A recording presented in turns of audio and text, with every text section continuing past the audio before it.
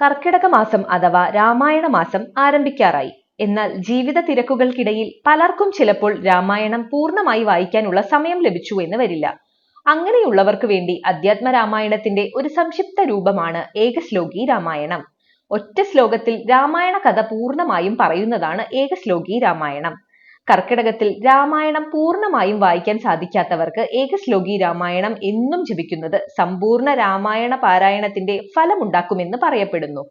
രാമായണം എന്നത് രാമന്റെ അയനമാണ്. അയനം എന്നാൽ യാത്ര എന്നാണ് അർത്ഥമാക്കുന്നത്. ഈ യാത്രയുടെ സംഗ്രഹമാണ് ഏകശ്ലോകി രാമായണം.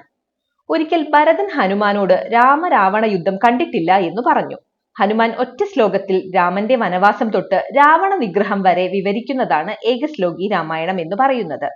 രാമായണത്തിലെ പ്രധാന സംഭവങ്ങളെല്ലാം ഈ ഒറ്റ ശ്ലോകത്തിലൂടെ പറയുന്നു. ഗോസ്വാമി തുളസീദാസനാണ് ഏകശ്ലോകി രാമായണം രചിച്ചതെന്നും പറയപ്പെടുന്നു. ഒറ്റ വരിയിലുള്ള ഈ ശ്ലോകം മനഃപ്പാഠമായി എന്നും രാവിലെയും വൈകിട്ടും ജപിക്കാവുന്നതാണ്. ഏകശ്ലോകി രാമായണം ഇപ്രകാരമാണ്.